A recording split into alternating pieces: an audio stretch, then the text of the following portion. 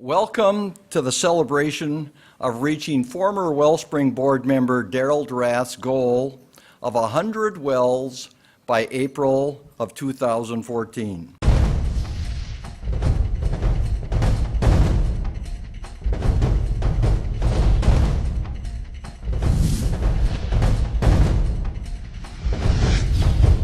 What I appreciated about Wellspring and the original board with Don Johnson and his family and the people that were first around that as they started this vision here for Wellspring is that they chose a partner that is exceptional in terms of getting the project done and sustainability in a third world country.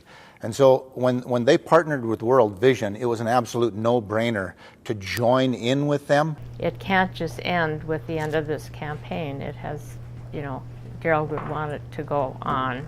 I hope it will continue to grow. I know it will.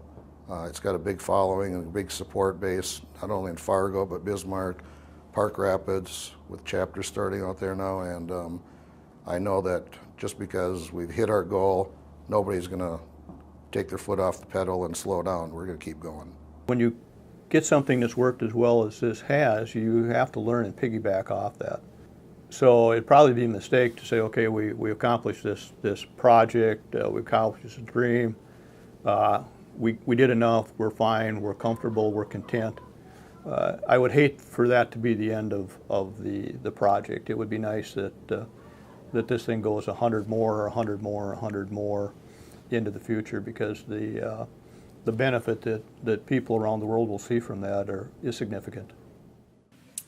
We toast the dream of Darold Rath. We toast the involvement of the people in this room. We toast the incredible success of this campaign. And more importantly, we toast the transformation as 30,000 people have moved from dirty water to clean water because of donations from you and others like you. Thank you. For Darold to have the heart, the passion that he did, the influence that he did, it's a gift when you find individuals like that can pull together a room of like-minded individuals. Because I think when we come together, the impact is just so much greater. And you guys have just done such an amazing job at impacting so many lives. So why is clean water important to you?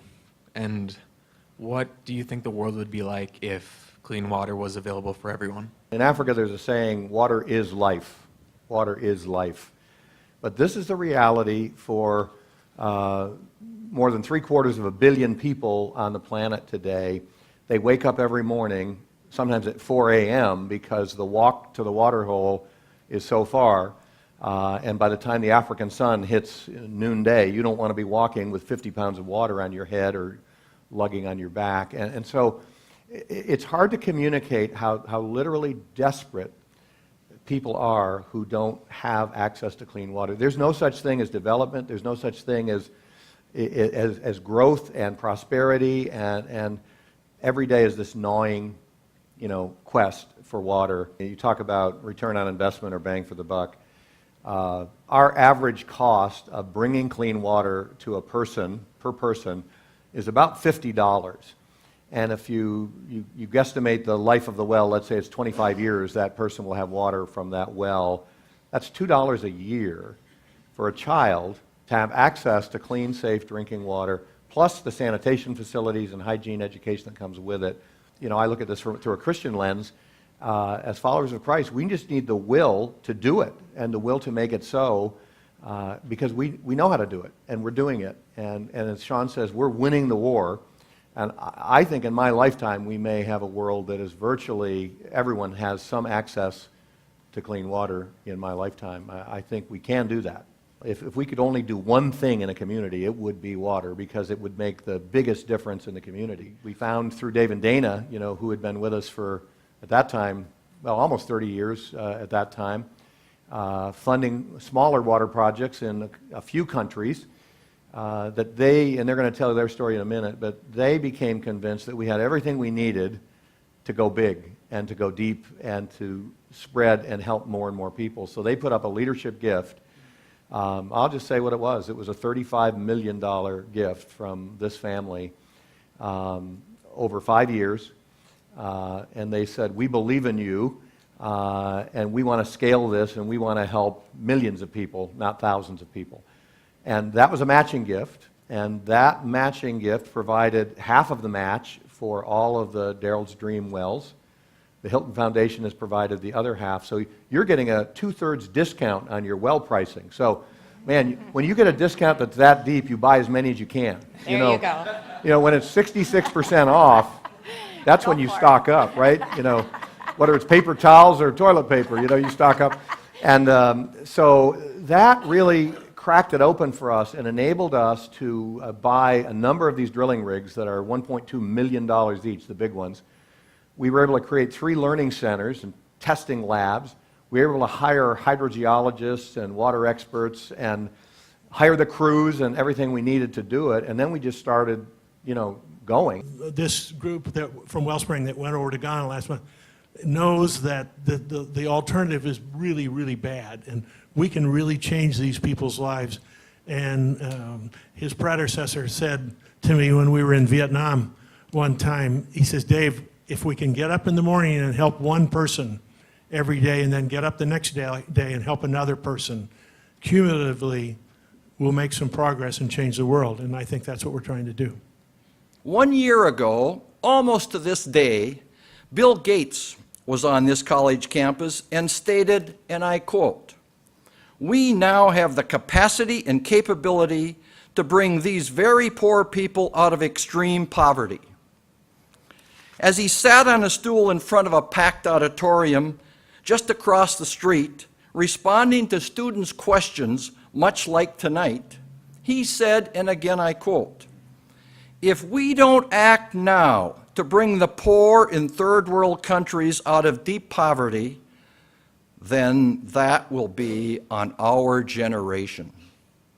That big number, I think, just sucked all the air out of the room. 1,000 wells.